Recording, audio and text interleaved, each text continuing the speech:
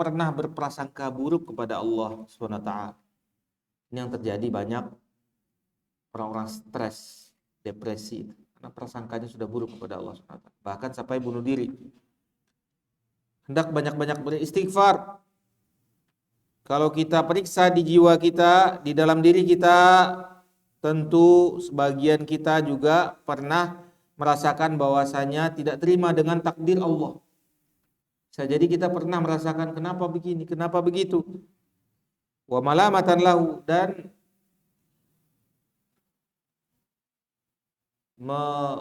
menyalahkan takdir tersebut. Wa annahu kana yanbaghi an yakuna kadza wa kadza. Dan kadang-kadang kita pernah mengatakan dalam hati kita, kenapa tidak begini saja? Kenapa tidak begini saja? Kalaulah begini saja, kenapa? Kalaulah saya dulu lahir dari orang tua yang kaya, kenapa? Kenapa saya tidak sekolah di sini? Kenapa saya tidak dapat kerjaan yang begini? Kenapa saya ditakdirkan begini?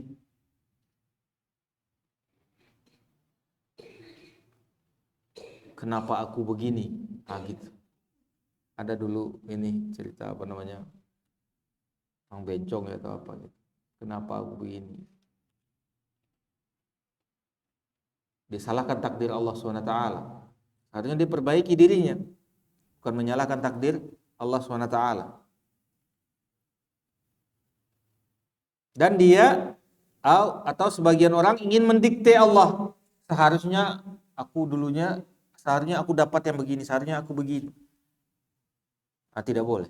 Itu tidak boleh kita mendikte takdir Allah SWT. Allah sudah takdirkan kita. Famustaqbalun mustakthirun. Famustaqillun mustakthirun. Banyak, ada orang yang sedikit mengatakan tersebut, ada juga yang sangat banyak menyalahkan takdir tersebut.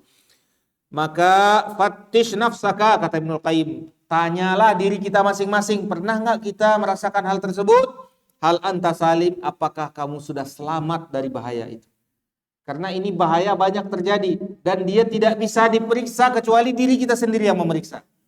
Kalau antum sujud ke kuburan, sujud ke pohon-pohon, membawa sesajen, melakukan sihir, orang lain bisa mengingkari, ya kan? Tapi kalau ada yang berprasangka buruk kepada Allah, menyalahkan takdir Allah, siapa yang bisa memperbaiki? Ya orang tersebut, tidak bisa orang lain. Orang lain tidak tahu apa yang dia rasakan. Semoga Allah SWT perbaiki hati-hati kita untuk berprasangka baik kepada Allah SWT. Coba lihat, kata Ibnul Qayyim, apakah kamu selamat dari hal tersebut? Karena inilah yang sangat banyak menghancurkan amalan orang, menghancurkan keimanan seseorang. Selanjutnya, ringkasan dari bab ini. Yang pertama, husnudzon billah, berprasangka baik kepada Allah. Ini perintah berprasangka baik kepada Allah. Wa fil khabar, dan di dalam khabar, ana inda dhanni abdi bi, yang dikeluarkan oleh Imam Bukhari dalam hadis, aku adalah sesuai dengan prasangka hambaku. Maka wajib kita untuk berprasangka baik kepada Allah. Yang kedua, adamul i'tirad alal qadar yuqaddiruhu Allah. Tidak boleh kita tidak terima dengan takdir yang ditakdirkan Allah kepada kita. Apa yang ditakdirkan Allah, alhamdulillah. Alhamdulillah. Nabi SAW mengatakan, alhamdulillah bi ni'mati tatimmus shalihat. Kalau dia senang, kalaupun kurang senang, alhamdulillah ala kulli hal. Apapun keadaannya, tetap segala puji bagi Allah. Wa an yarda wa yusallim, dan hendaklah dia ridho dan dia serahkan kepada Allah apapun yang terjadi.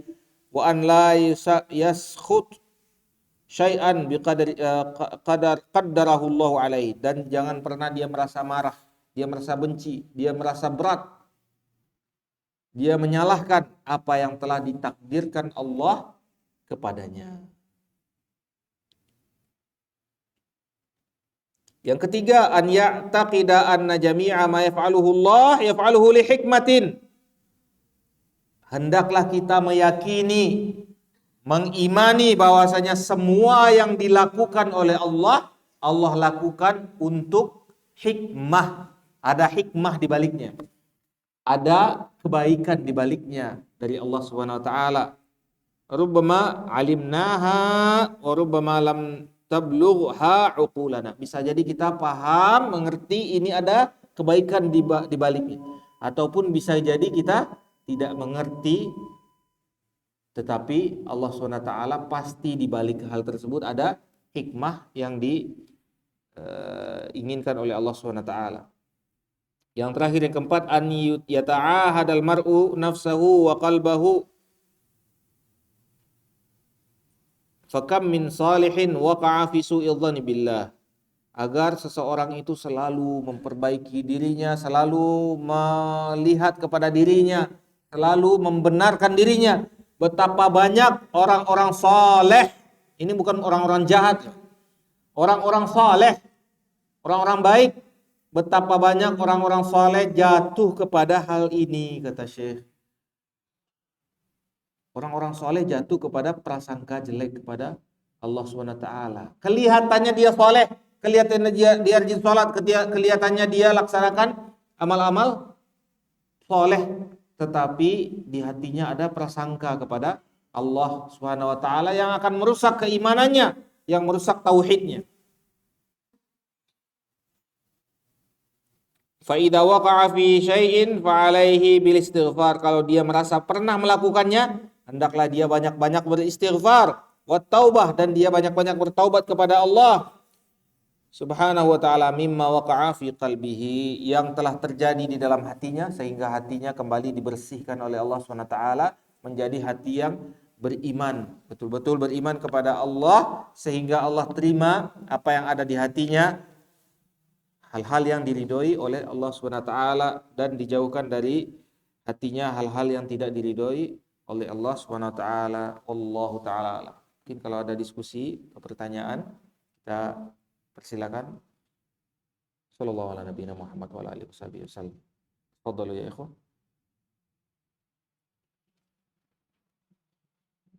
Ada diskusi, pertanyaan? Tafadhal.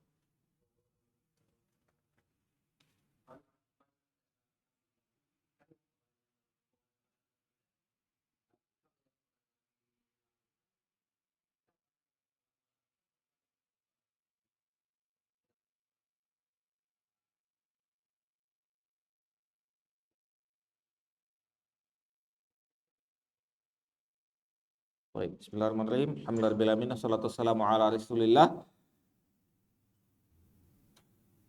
Kaidahnya hadis Nabi SAW, idza amartukum bi syai'in idza nahaitukum anhu fajtanib. Afwan. Idza amartukum bi syai'in a'udzubillahi minasyaitonir rajim. Idza amartukum bi syai'in fa'tu minhu mastata'tu. Kalau seandainya aku perintahkan sesuatu, kata Nabi SAW, lakukan, garis bawah ini, semampunya. Jadi perintah Nabi SAW itu tidak harus semuanya, tidak. Tidak harus semuanya kita lakukan, tidak. Bahkan yang wajib-wajib, yang fardu-fardu, juga tetap kita sesuai dengan kemampuan. Seperti sholat, kita mampu berdiri, berdiri. Kita tidak mampu berdiri, duduk. Tidak mampu duduk, berbaring. Gak ada masalah. Kalau perintah itu hanya sampai batas kemampuan. Ada lagi juga bahkan perintah boleh kita tidak melakukannya, walaupun melakukannya lebih baik, yaitu namanya mustahab. Perintah itu hukum asalnya wajib, al-amru lil wujub. Perintah itu hukum asalnya wajib. Ada lagi perintah yang ada di dalamnya keleluasaan kita, boleh kita lakukan, boleh tidak. Tapi melakukannya lebih baik, yaitu namanya mustahab atau sunnah atau mandub. Ada lagi yang mubah. Mubah boleh dilakukan, boleh tidak. Kalau lebih baik kita tidak melakukannya bagi orang yang wara. Nah, maka Wa idza amartukum bisyai'in fa'tu minhu mastata'tum, kata Nabi SAW. Kalau seandainya aku minta kalian melakukan sesuatu, lakukan hanya semampunya saja. Ringan. Kalau sesuai kemampuan kan ringan. Kata para ulama, wa idza aradtum an tuta' fa'mur bimastata'. Kalau seandainya kamu ingin ditaati orang, maka perintahkan sesuai kemampuan. Artinya apa? Kalau diperintahkan sesuai kemampuan, orang itu pasti bisa sebenarnya. Masalahnya sekarang iman atau tidak, itu saja. Orang pasti bisa. Kalau perintah-perintah Islam itu orang pasti bisa semua. Karena hanya diperintahkan sesuai kemampuan. Sebaliknya, wa idza nahaitukum anhu fajtanibuhu. Tidak pakai mastata'tum, enggak. Kalau seandainya engkau dilarang dengan sesuatu, engkau dilarang melakukan sesuatu, tinggalkan, betul-betul tinggalkan, kata Nabi. Enggak pakai mastata'tum. Sekarang bid'ah itu larangan atau perintah? Artinya apa? Betul-betul sedikit pun tidak boleh kita lakukan. Iya enggak? Kan saya enggak bisa, Ustaz. Saya kalau enggak ikut Maulid Nabi nanti saya dipandang jelek sama. Artinya kita bisa. Karena itu larangan, pasti harus bisa kita lakukan. Mau nggak mau kita harus bisa. Oh saya nggak bisa Ustadz, kalau seandainya saya tidak merokok bukan bid'ah, merokok maksiat. Seandainya saya tidak melakukan perayaan ini, misalnya perayaan apa gitu kan, apa? Muharram apa? Apa tuh? Oh ini ya pawai obor itu. Merayakan tahun baru, merayakan tahun baru Muharram, itu kan juga tidak pernah dirayakan oleh Nabi SAW. Itu perayaan-perayaan itu umumnya dari Syiah. Syiah itu punya banyak perayaan, sampai juga maulidan. Maulid itu cuman yang membekas ke kita Maulid Nabi. Padahal itu awalnya Maulid Nabi, Maulid Fatimah, Maulid Ali, Maulid Husain, semuanya itu dirayakan dulu. Cuman yang masih membekas di sini Maulid Nabinya. Nah, jadi kalau kita tanyakan kepada orang tersebut, lalu dia jawab, saya tidak bisa meninggalkannya. Saya masih belum bisa, belum mampu meninggalkannya. Ini tidak boleh. Ini perkara bid'ah. Tidak ada yang meminta keringanan tidak bisa meninggalkan, tidak ada. Kedua tadi yang perkara maksiat, merokok. Kalau merokok mungkin masih ada debat ya di antara kaum muslimin di Indonesia. Misalnya minum khamar. Saya melakukan perintah Allah semuanya, tapi untuk minum khamar ini saya tidak bisa meninggalkan. Tidak bisa. Gak ada yang berhak untuk mengatakan saya tidak bisa melakukan kecuali yang haram, tidak bisa. Karena yang haram itu fantahu, kata Nabi SAW, tidak pakai mastata'tum. Tinggalkan, betul-betul tinggalkan semuanya. Tidak pakai mastata'tum. Yang pakai mastata'tum apa? Perintah, amr. Kalau perintah pakai mastata'tum. Perintah lakukan semampu kita. Kita tidak wajib sholat malam sampai pagi seperti Nabi SAW dari awal malam sampai pagi, enggak. Kita tidak wajib puasa setiap hari, puasa Daud, puasa Senin Kamis, tidak wajib. Semampunya. Bahkan kalau kita tidak mampu berdiri sholat, kita tidak harus berdiri, duduk. Masjidil Haram banyak bangku-bangku, kursi-kursi. Kalau orang capek duduk udah. Kadang-kadang dia tidak mampu meninggalkan anaknya, misalnya ibu-ibu, ya udah sambil gendong anak. Kadang-kadang dia tidak mampu sholat berdiri, dia sambil duduk dan yang lain-lainnya. Misalnya di perjalanan kita tidak mampu mencari masjid, ya udah kita sholat di perjalanan, sholat ambil rukhsah, jamak dan qasar dan yang lain-lainnya. Tidak harus kita melakukan yang sesuai dengan perintah semuanya. Adapun larangan wajib kita tinggalkan semuanya. Saya bisa meninggalkan semuanya, cuman berzina saya belum bisa meninggalkan. Enggak boleh. Enggak bisa.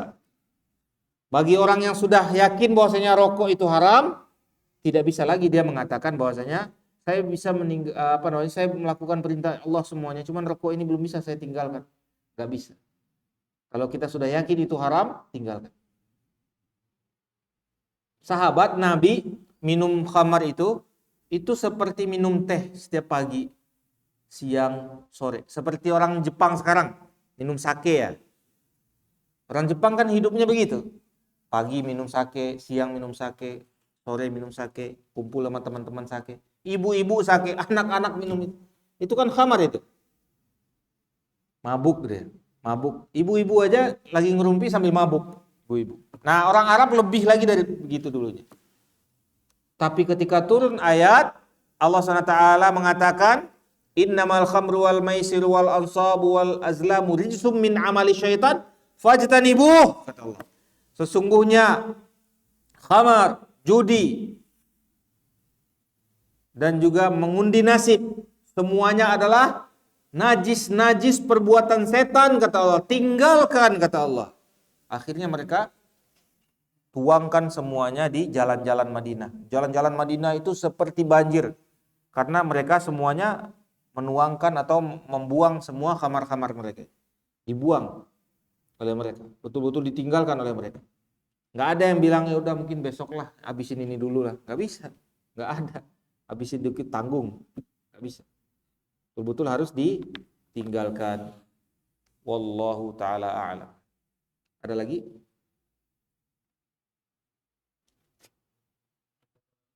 Satu lagi.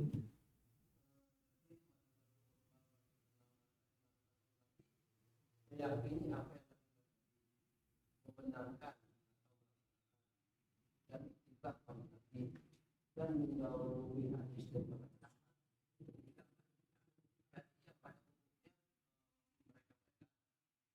pendapat menjauhkan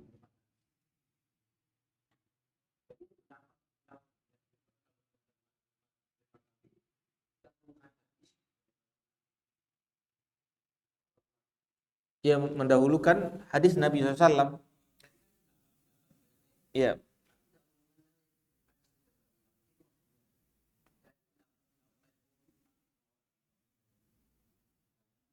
Kata Nabi SAW,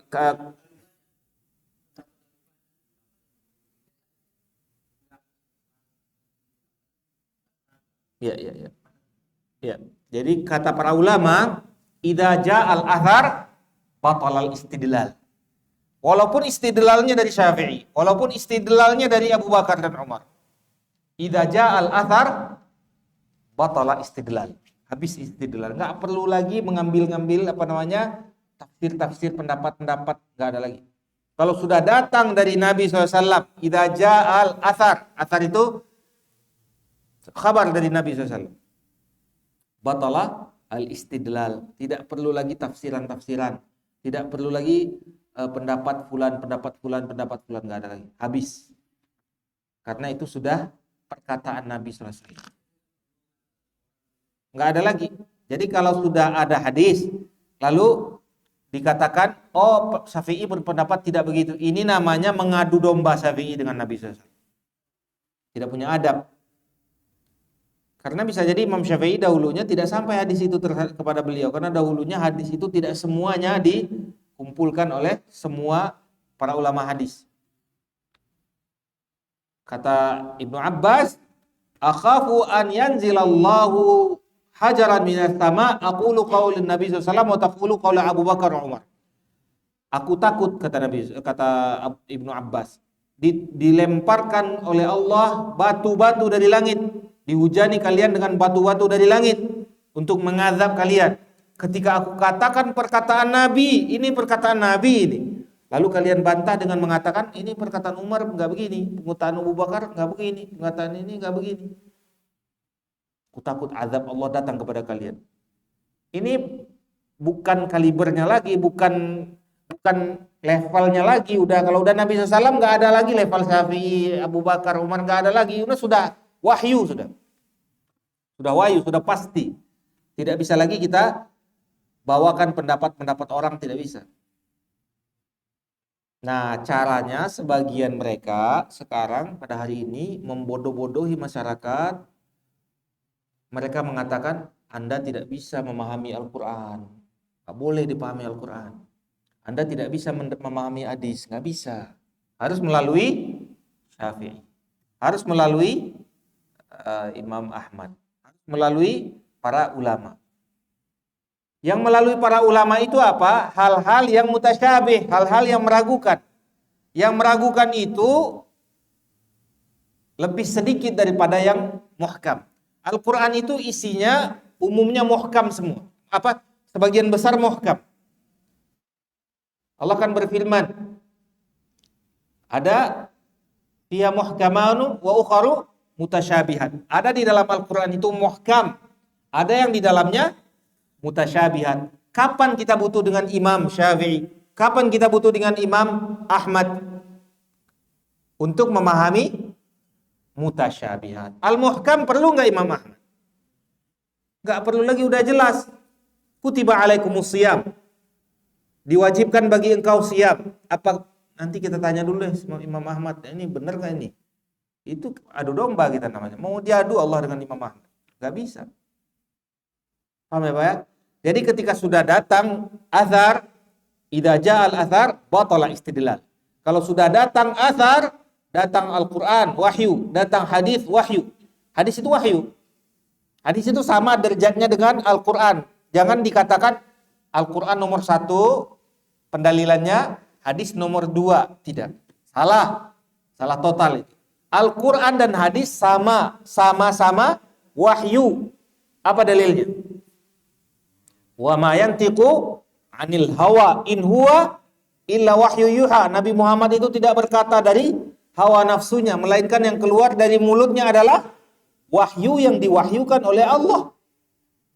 Maka ketika datang Al-Quran, datang hadis, tidak level lagi kita mengatakan perkataan Syafi'i, perkataan Imam Ahmad, perkataan Imam Malik, nggak ada lagi. Kalau sudah muhkamah, sudah hal yang jelas. Ketika kita memahami yang mutasyabihat, yang meragukan, misalnya wal mutallaqatu yatarabbasna bi anfusihinna thalathata quru'. Perempuan-perempuan yang ditalak menunggu dirinya itu keluar dari rumah suaminya 3 kali quru'. Quru' itu dalam bahasa Arab, sebagian kaum, sebagian qabilah mengatakan haid. Sebagian qabilah mengatakan suci. Ini bagaimana ya? Ini meragukan. Harus kita kompilasikan, kumpulkan pendapat-pendapat para ulama. Ini haid atau suci? Ini harus ada tarjih, harus ada penggabungan pendapat-pendapat dulu sampai kita bisa mengeluarkan hasil dari perkataan-perkataan para ulama tersebut. Tapi kalau kutiba alaikumusiyam nggak perlu lagi perkataan ulama, jelas itu. Nah, mereka mengatakan tidak boleh kita memahami Al-Quran. Tidak boleh kita memahami hadis. Kenapa? Cuman imam-imam saja yang bisa. Kita tidak bisa. Salah. Salah total. Sebagian besar Al-Quran itu mudah dipahami. Syaratnya bisa bahasa Arab. Tapi kalau nggak bisa bahasa Arab, iya benar. Kalau nggak bisa bahasa Arab, nggak punya apa-apa berarti. Yang mau nggak mau tanya sama teman atau siapa yang bisa bahasa Arab. Tanya kepada orang yang bisa bahasa Arab. Ada teman, ada saudara, ada siapa yang bisa bahasa Arab, tanyakan benar nggak ini maksudnya.